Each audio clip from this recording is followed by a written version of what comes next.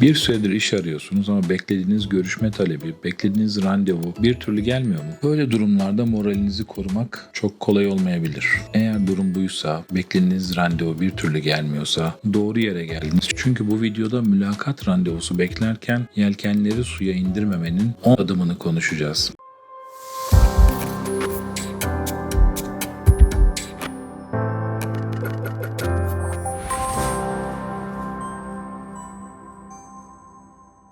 İş arama süreçleri ucu açık yolculuklardır. Serüven ne kadar sürer, nerede biter bilinmez. Bu belirsizlik de haliyle insanda stres yaratır. Psikoloji bilimine göre iş değiştirmek insanda en fazla stres yaratan durumlardan biri. Sıralamada en başta 1. derece yakın ölümü, 2. sırada boşanma, 3. sırada ise iş değiştirme geliyor. Bunlar yarattıkları travma ve ortaya çıkarttıkları belirsizlik itibariyle en büyük stres kaynakları. İş değiştirmek tabii ki bir yönüyle heyecanlı, yeni bir adım, yeni bir pencere, yeni bir yolculuk. Bu anlamda belki de mutluluk veren bir tarafı var. Ama diğer taraftan da yarattığı belirsizlik itibariyle bir stres kaynağı. Stres, iş arama sürecinizin uzadığı dönemlerde sizi depresyona sürükleyebilir. Depresyondan kendinizde yataktan çıkacak gücü dahi bulamadığınız günler olabilir. Hal böyleyken iş arama süreçleri aslında depresyonu bırakın, kendinizi motivasyon olarak en üst düzeyde tutmanız gereken süreçler. Bu dönemlerde enerjinizin yüksek olması şart. Gözünüzün fırsatlara yönelik olarak açık, özgüveninizin yüksek olabilmesi için kendinizi mutlu hissetmelisiniz.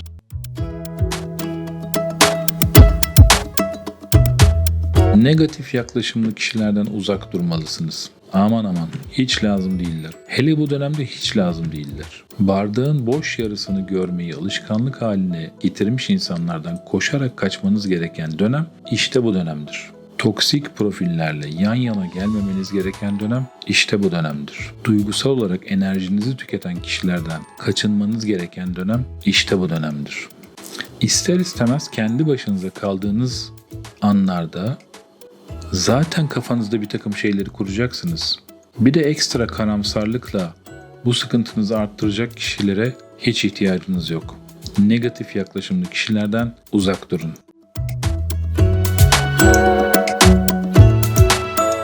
Çalışanlarla daha sık görüşün. Görüşün ki iş yaşamından kopmayın. Sağda solda ne olup bittiğine dair fikriniz olsun. Fikir edinmenin yanı sıra farklı şirketlerde oluşan henüz ilan edilmeyen fırsatlardan haberdar olmanızın bir yolu da budur. Kulağınıza bir takım yeni fırsatlar gelebilir. Yaşama tutunmaya çalıştığınız bu dönemde iş yaşamının da en azından kıyısında kenarında kalmaya çalışmanız önemli. Çemberin dışında kalmaya başladığınızı hissetmek sizi geriye düşürür. Bu histen kaçınmak için iş arkadaşlarınızla yakın olmaya gayret gösterin.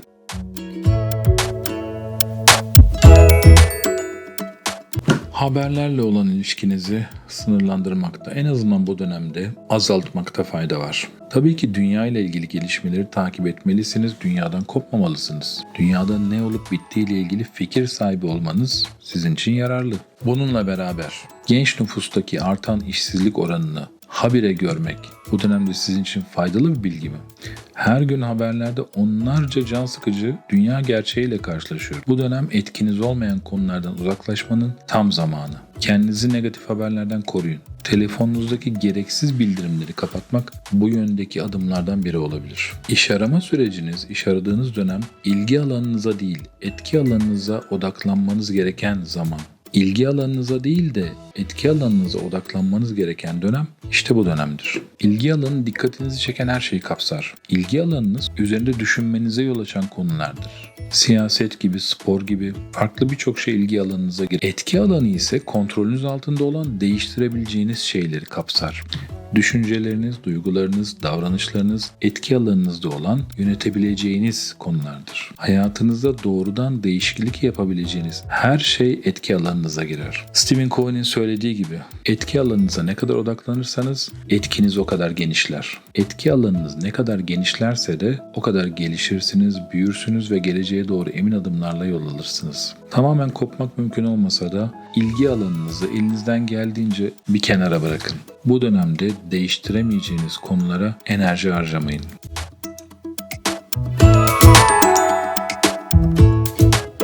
Hobilerinize ya da uğraşırken kendinizi daha mutlu hissettiğiniz konulara daha fazla süre tanıyın. Doğada yürüyüşe çıkmak, balık tutmak, çocuklarınızla daha çok vakit geçirmek sizi her ne mutlu ediyorsa bunlara ayırdığınız zamanı arttırın. Ayrıca yeni, heyecan verici uğraşlar edinin. Böyle dönemler yeni adımlar atmak için büyük fırsatlardır. Unutmayın, bir gün işe başlayacaksınız ve işe başladıktan sonra yeni heyecanlara, yeni denemelere sadece hafta sonlarında veya yılda 2 ya da 3 hafta yapacağınız yıllık izinlerinizde zaman ayırabileceksiniz. Bu günleri arayacaksınız. O zaman vaktinizi iyi değerlendirin.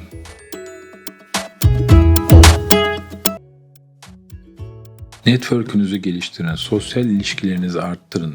Özellikle LinkedIn üzerinden daha önce çalıştığınız iş arkadaşlarınızla, yöneticilerinizle, işe alım görüşmesi yaptığınız kişilerle temas kurun. İlişkiler çaba gerektiriyor. Ama şunu farkında olmak lazım, İlişkiler insanın kucağına düşmüyor. Çaba göstermek gerekiyor. Sosyal alanda adımlar atmaktan, katılımcı olmaktan çekinmeyin.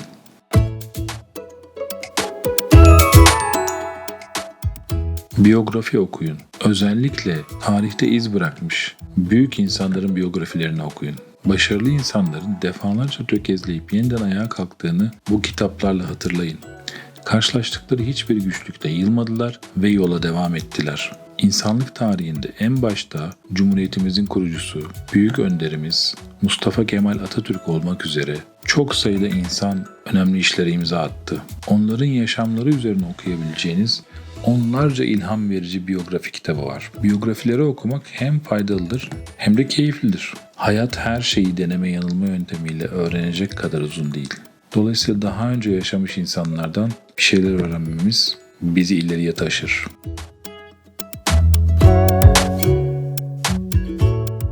Yeni iş arama yöntemleri deneyebilirsiniz bu dönemde. Eski yöneticilerinizden biriyle mesela bir egzersiz mülakatı yapmayı rica edin. Hem görüşmüş olursunuz hem de bir mülakat antrenmanı olur. Bunun yanı sıra CV'nizin formatını değiştirebilirsiniz. Kronolojik bir CV'niz varsa fonksiyon odaklı bir CV hazırlamayı tercih edebilirsiniz. Denemekten zarar gelmez. CV'nizde önemli olan tek bir şey var. Kolay okunabilir olması. CV'nizi eline alan kişi aradığını bulmakta zorlanmıyorsa ki temelde baktığı önceki deneyimlerinizdir, o CV iyi bir CV'dir. Kolay okunabilir olacak. Sonrasında LinkedIn profilinizi güncelleyebilirsiniz. LinkedIn ülkemizde bir grup insan tarafından biraz Facebook gibi kullanılsa da hala en önemli iş platformu. İşe alımcıların ilk baktığı kaynaklardan biri. Önceki ilişkilerinizi sürdürmek, yeni ilişkiler kurmak, çevrenizde ne olup bittiğinden, iş dünyasının haberdar olmak için LinkedIn çok iyi bir araç. LinkedIn'de sizin için olabilecek lokal ve global iş ilanlarını takip edin. Size benzer deneyimdeki kişilerin neler yaptığına bir göz atın. Neleri farklı yaptıklarını görebilmek, en azından fikir sahibi olabilmek size yeni pencereler açabilir.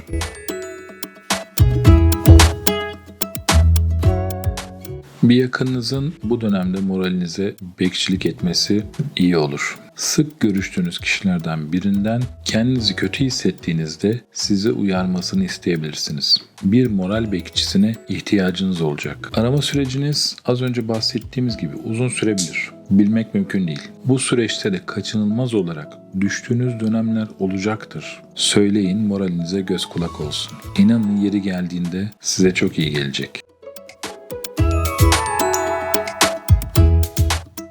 Çocuklarla daha fazla vakit geçirmek için bu dönem harika bir dönem.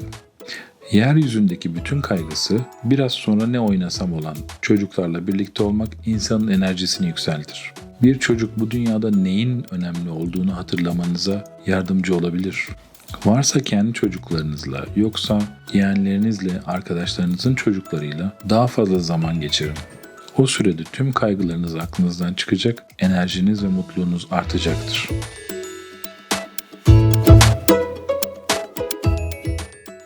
Yemek yapın. Evet, sağlıklı tarifler bulup yemek yapın. Yemek yapmayı deneyin. Yemek yapan biriyseniz yeni tarifleri keşfe çıkın. YouTube üzerinde birbirinden harika onlarca yüzlerce kanal var. Bence bir göz atın. Ben yemek yapmayı seven biriyim. Bir ara mangalla çok haşır neşir oldum. Sonra mangalda hep aynı şeyleri yapmaktan sıkıldım ve yeni şeyler denemeye karar verdim. Yaptığım şeyleri geliştirdim ve bu bir YouTube kanalı kurmaya kadar gitti. Bakınız Meetflix. Kartını şuralara bir yere koyarım. Benim için pandemi döneminde Meetflix'i kurmak, ilerletmek harika bir deneyim, harika bir anı oldu. Deneyeceğiniz yeni şeylerin, açacağınız yeni pencerelerin nerelere sizi götüreceğini bilemezsiniz. Dolayısıyla yeni şeyleri denemeye açık olmak için harika bir dönem. Yemek yapmak insanın beynini tek bir yöne kanalize ettiği için, konsantrasyon sağladığı için kafanızı boşaltmakta size yardımcı olabilir. Bir şey yaparken başka bir şey düşünmüyorsanız bence o da meditasyondur. Yemek yapın.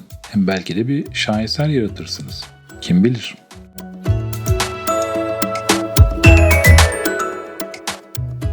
Bu dönem bir sivil toplum örgütünde yer almak için yine harika bir dönem.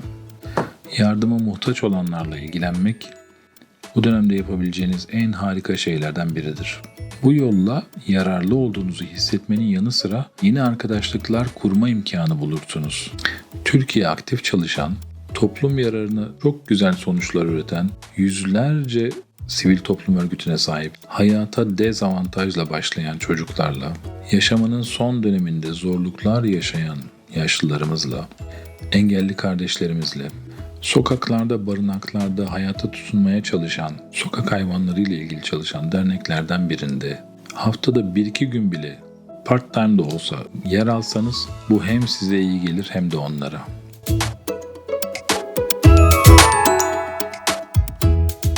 Her gün yeni bir şey öğrenin. Her gün bir makale okuyun. Şu an yaptığınız gibi YouTube videoları izleyin. Basit bir Google aramasıyla binlerce, 10 binlerce, 100 binlerce kaynağa ulaşabilirsiniz. Kendinize zorlu bir hedef belirleyin. Bir enstrümanı çalmayı öğrenmek olabilir. Ya da koşuyorsanız, 10 kilometre koşuyorsanız yarım maraton koşmak, yarım maraton koşabiliyorsanız maraton koşmak gibi zorlayıcı bir hedef duygu durumunuzu güçlendirecektir. O hedefi yakalamaya çalışmak sizi daha da motive edecektir. Hedefe adım adım yaklaşacaksınız ve özgüveniniz mutlaka artacak. Bir enstrümanı az da olsa çalmayı öğrendiğinizi düşünsenize. Yaşamınızın geri kalanında kendinize çok güzel bir hediye vermiş olursunuz. Zorlu bir enstrüman olsa bile öyle özel hocaya falan da gerek yok. YouTube'da her şeyin eğitimi, her şeyin bir çözümü var. Bence bir göz atın.